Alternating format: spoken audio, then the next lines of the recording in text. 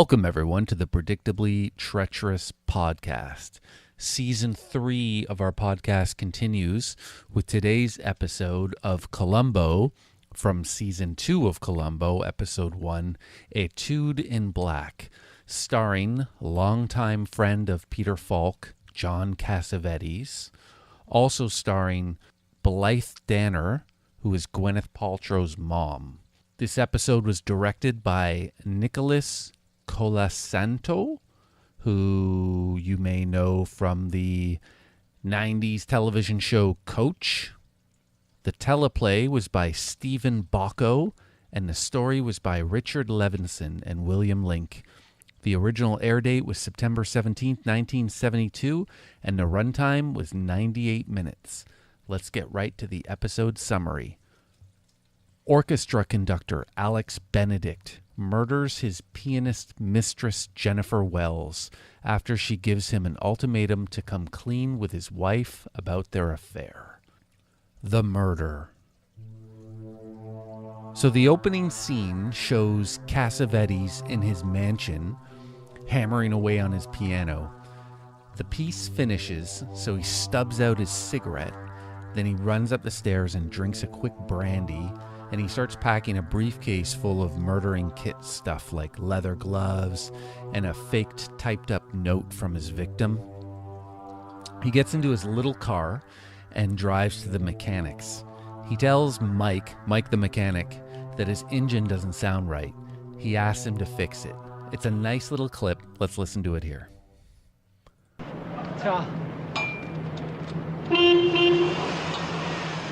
That's gotta be his nibs again. Hello, Maestro. Hello, Michael, boy. How are you? Got problems again? Got a little few problems. You're a virtuoso, Mike. Fix this thing for me. Tune it, oil it, talk to it, do whatever you have to, but fix it. It's not running right. I got a rattle in the brass section. The woodwinds are flat. What's this thing over here? Yeah, Cassavetes is brilliant. He has a natural way about him. He's kind of charming, but slimy. It's very good. So Benedict goes into the bathroom to wash his hands. No soap. While in the bathroom, he unlocks the large bathroom window. Okay, so now Blythe Danner picks up Alex Cassavetes, and they drive to an outdoor band shell where the symphony will be performing later that night. When they arrive, Alex begins making a pest of himself and acting like a diva with the sound technicians. Yeah, so that all seems to be planned on Benedict's end, just to make sure that no one will attempt to bother him while he's in his dressing room, quote-unquote, napping. So now he leaves for his dressing room, and he gets dressed in a tux and a trench coat. And then we see him running down a walkway outside towards the road, and we see him entering the garage by the bathroom window that he unlocked earlier. He lowers his car from the hydraulic platform, he opens the garage, and he drives the car out, and he closes the garage behind him, and then he drives away. And so now we see him in Jennifer Wells' home, and she's playing the piano and doesn't see that Alex has entered the room behind her. And he kind of grabs her neck from behind and kisses her. It's in a really aggressive but passionate kind of way. He seems a little angry with her, but like he's hiding it a little bit. She says she thought he might be angry with her, and their ensuing conversation explains for the audience that she's given him an ultimatum. She says he's a genius, but he's a little weak, and he doesn't want to lose his wife's money. So then she tries to kiss him, but he acts all weird. He pulls away, and he says he's so confused right now that all he can understand is music. So she starts to play something on the piano for him, and as she plays, he slowly gets his white gloves on while enjoying the music. He wraps a heavy ashtray in a thin green towel, and then he sneaks up behind her and he cracks her on the head with the ashtray.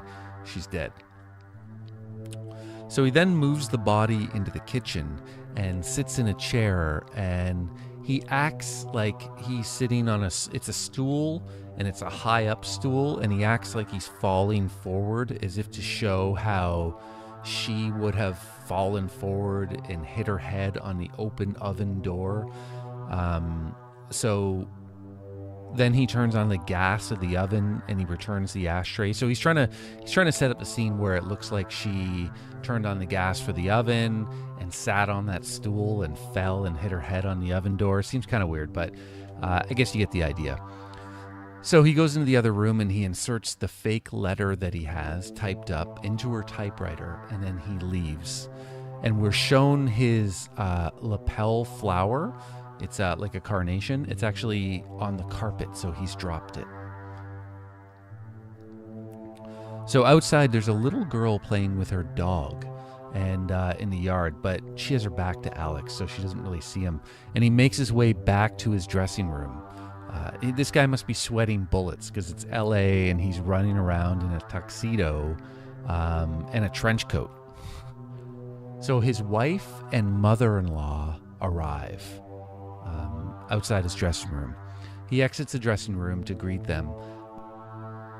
The concert director arrives to tell Alex that Jennifer Wells hasn't shown up yet. He says he tried to reach her, but the phone line is busy. Alex acts really upset at Jennifer's irresponsibility.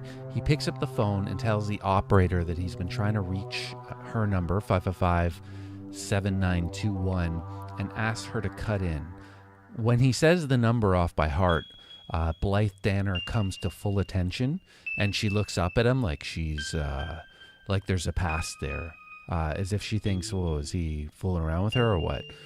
The operator says there's no one on the line.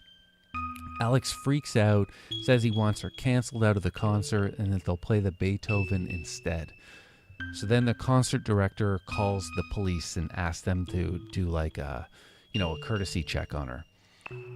So the concert begins. They're performing Beethoven, and the scene flips between the cops arriving at Jennifer Wells' home and Alex conducting. So just as the cops bust into her home, the camera flips to Alex, who notices that his flower is missing from his lapel. Then we're shown the flower on Jennifer Wells' carpet. The Columbo intro.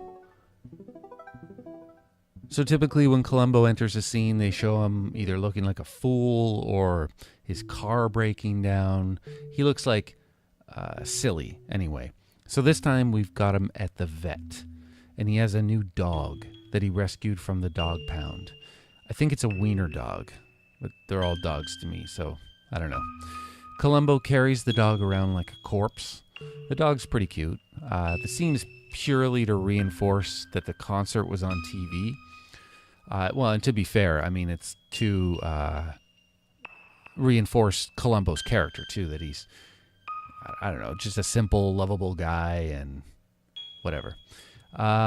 So the vet is watching the concert on the live TV broadcast on TV. So after the concert, Alex comes off stage and he is manic with excitement after his performance. And then Blythe Danner and the concert director tell Alex that Jennifer Wells is dead. And Cassavetes kind of makes this stunned face. So it's pretty good.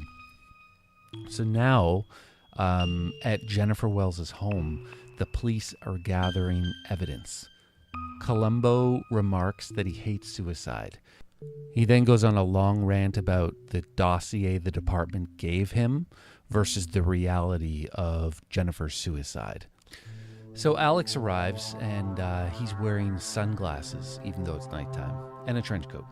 He tells the sergeant with the voice that sounds like it's been dubbed in afterwards about how Jennifer didn't show and they called the police. Meanwhile, he's scanning the room for his lapel flower. I guess that's why he has the sunglasses on. He sees it, and when the sergeant leaves the room, Alex takes off his coat and pretends his lapel flower just got knocked off by his coat. He picks it up from the floor, and this gets Columbo's attention. So Alex says he was taking off his coat and the flower got knocked off. Columbo introduces himself and says he's a big fan. He and his wife listened to the Blue Danube record that Alex conducted on. He asks Alex to confirm when he arrived at the concert and when Jennifer would have arrived. He's also able to determine Alex's car was in the garage overnight. So suddenly then, Paul, a trumpet player in the symphony, comes busting in, and he's adamant that there's no way Jennifer Wells killed herself. He's very upset. And Columbo observes this. And then Alex tells Paul, he says, "Come and see me tomorrow, Paul." And then Paul, having served his purpose, just basically leaves. So Alex then leaves. And outside, there's some media waiting to ask questions. He gives a one-liner about Jennifer being talented, and then he leaves. And if you look closely, you'll see that Alex is wearing a flower, and this will become important later.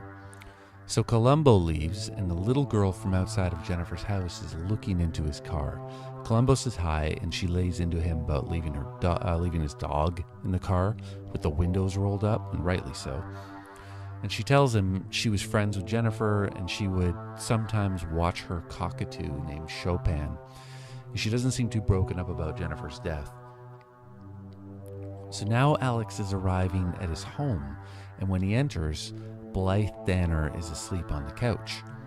She wakes and she asks him how well he knew Jennifer. Let's listen to the clip. How well did you know her, Alex?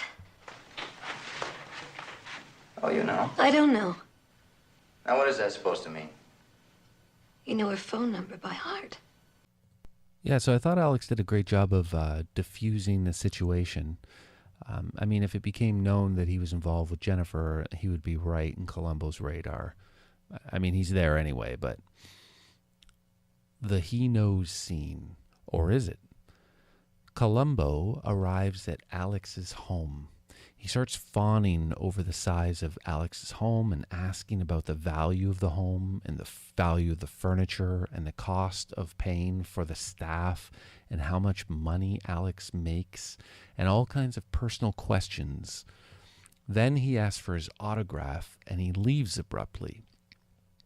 I think at this point we can presume that Columbo is on to Alex.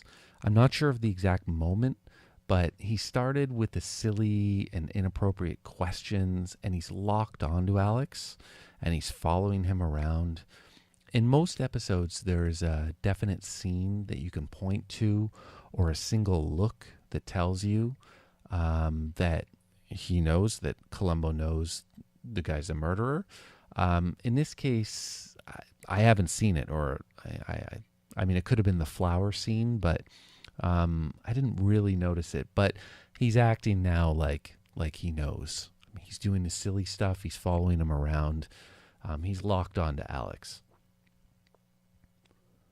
So next scene, we have Benedict arrives at the mechanics to pick up his car, and Columbo is inside. He's sitting in the driver's seat of the car, revving the motor, and Benedict is starting to get irritated with Columbo. He asks Columbo what he thinks he's doing, and Columbo starts going on about Alex's car and how wonderful it is. So right after that, Columbo tells Benedict that he's very upset about this Jennifer Wells suicide. He doesn't know why such a beautiful woman would commit suicide, as if that has anything to do with it. Alex tells Columbo that artists go up, and then they go down, and they go up, and they come way down, and we don't really know until it's too late. Columbo suggests that maybe she didn't commit suicide, and Alex said he considered the same thing, but then he rejected it, and for what I thought was a pretty logical reason. He says that we, in our normal everyday lives, are unable to accept suicide, but it does happen. And he's right. So there's a good scene next that kind of illustrates how Columbo uses this technique of raising a question / raising a concern and then changing the subject abruptly to something trivial and then coming back to the original point eventually. But he uses this technique frequently in episodes to see if the suspect will show concern or will try to bring the conversation back around to the original raised point or offer unsolicited theories, etc., to see if the suspect is worried or concerned or is trying to steer the conversation, this sort of thing. So right after that, Alex leaves, and Columbo asks Mike, the mechanic, if there was anything wrong with Alex's car. And Mike says Alex thought it was idling too high. So essentially there was nothing wrong with the car and no reason for the car to be in the shop other than an alibi. We also find out that they lock up the customers' cars each night so they are not accessible. So Alex arrives at the band shell. In the next scene, Columbo is playing chopsticks on the piano,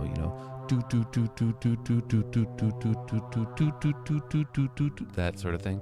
Sorry about that. Columbo has brought Jennifer Wells's typewriter with him. He starts to explain to Alex how the paper hasn't been removed, but if you type on the suicide note, the text doesn't line up, meaning it's like someone typed it, removed it, then put it back. So Columbo thinks that someone murdered Jennifer Wells and typed the letter to make it look like a suicide. Let's listen to the clip. Suppose she didn't type it. Suppose somebody else typed it. All right, who? Who did it? Whoever murdered her. Lieutenant, you're really a cocky fellow. You're very sure of this, aren't you? I think that there is a very distinct possibility of murder in this case, yes. That's a nice clip. So then Columbo tells Alex about the mileage. The car had 9 more miles when it has 9 more miles on it now than it did when he brought it into Mike the mechanic's, and the round trip to Jennifer Wells's is 9 miles, of course. Alex tells Columbo that he didn't kill Jennifer Wells, and just before Columbo leaves, Columbo tells Alex that the death has officially been declared a homicide. All right, so next we get this scene where Paul, the trumpet player, is rehearsing with a band in a jazz bar. So Columbo saunters into the bar, I guess, and he claims he came into the bar looking for a match. And it's just a coincidence, but Paul quickly realizes that Columbo is there to question him.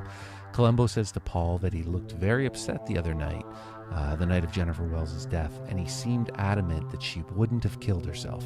So Paul admits that they had a relationship, but she broke it off because there was another man in her life.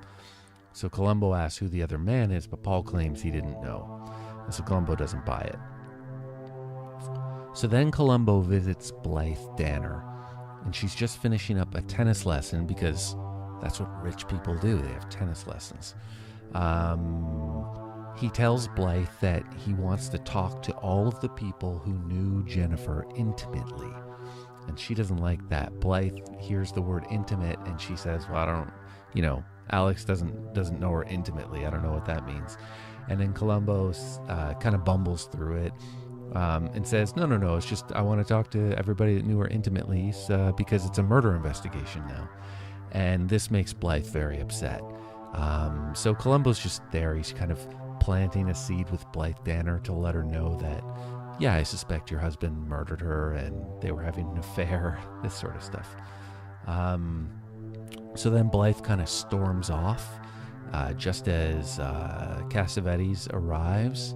And Columbo says, I didn't mean to upset her. I just came over because I heard that Jennifer was having an affair with a man, and I wanted to see if you had heard anything about it.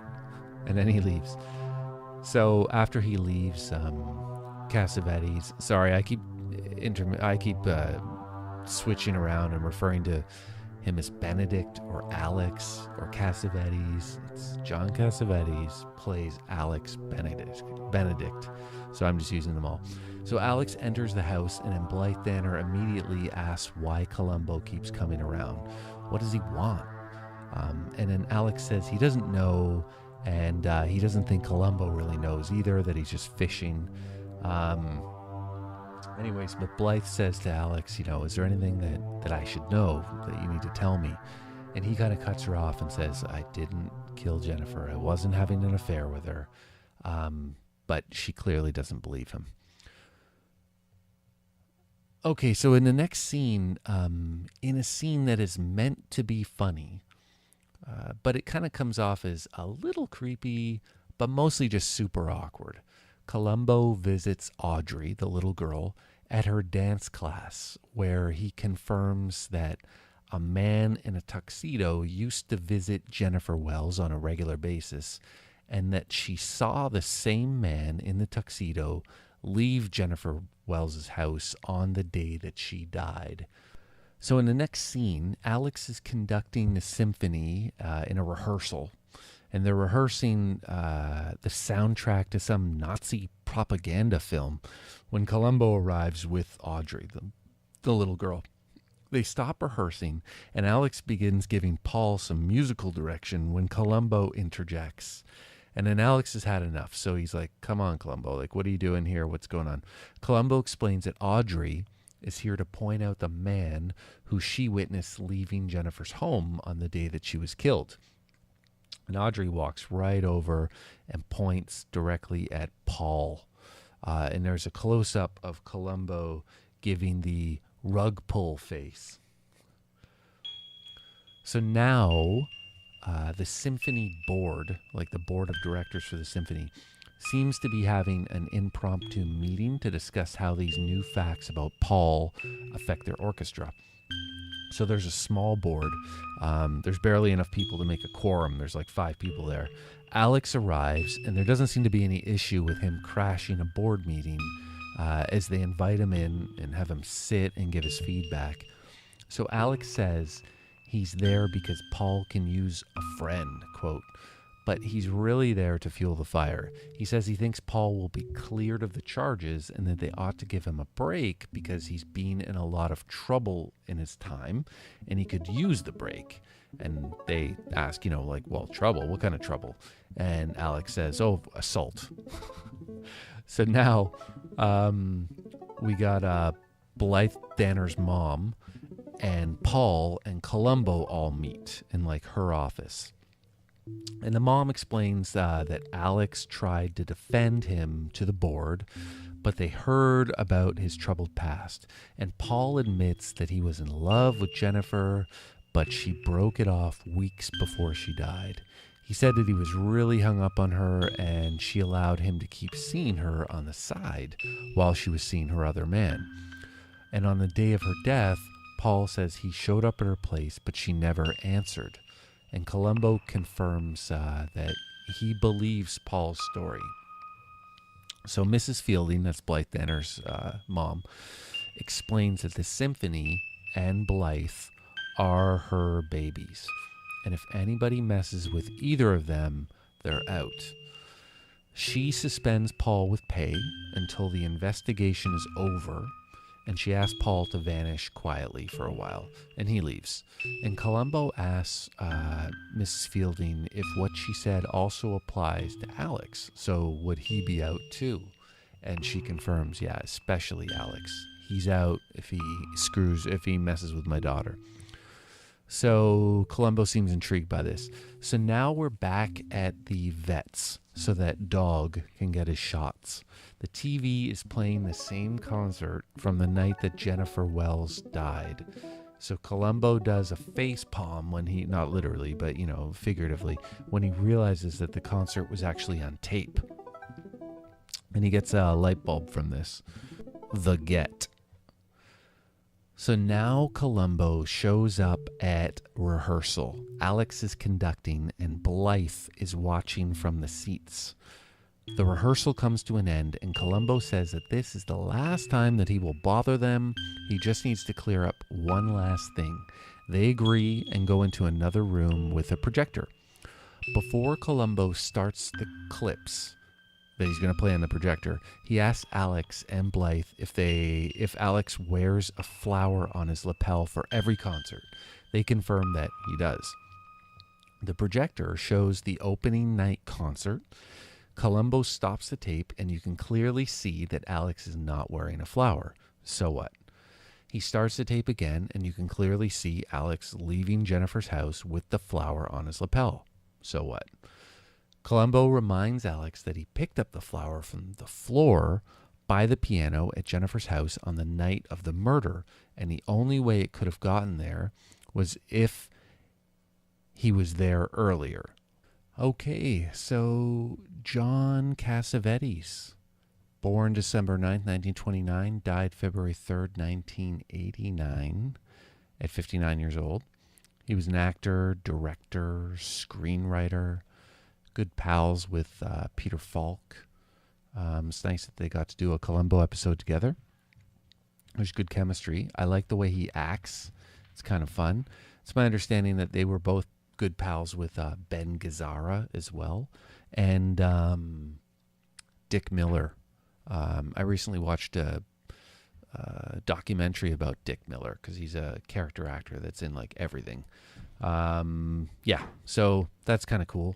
Now, Blythe Danner, she is Gwyneth Paltrow's mom. I don't know her from anything else, to be honest, but I don't know. I guess she has done some acting and whatnot. I don't really know anything with her. I mean, she does seem to have like quite the filmography, but I don't think I've known her to be in anything. I may have seen some stuff with her, but I just didn't even know she was in it. She's born February 3rd, 1943, still alive, so she's about 77 years old. Like I said, Gwyneth Paltrow's mom. That's it.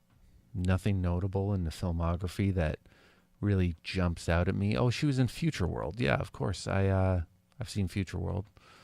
Also in this episode, making a small appearance as one of the servants at the Benedict house was Pat Morita.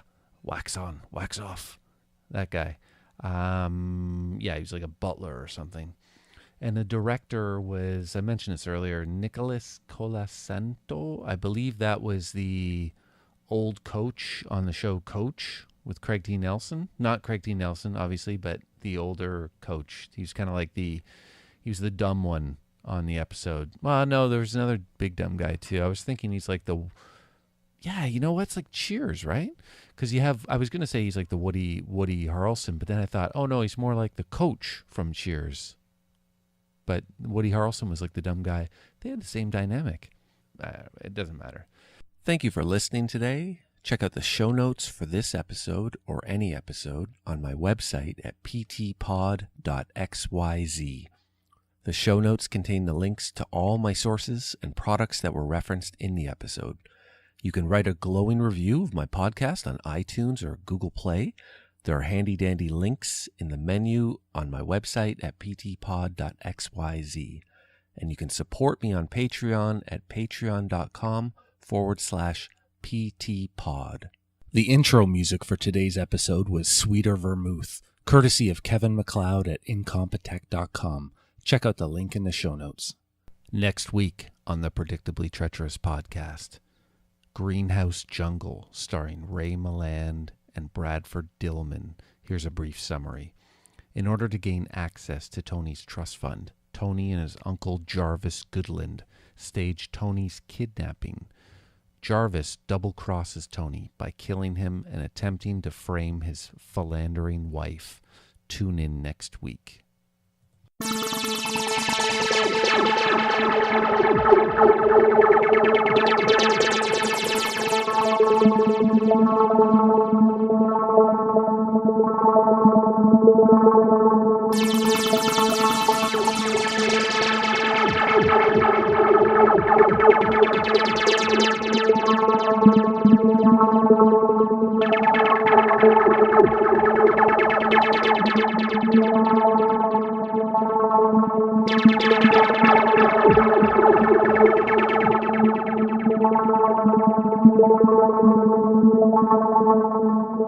Thank you.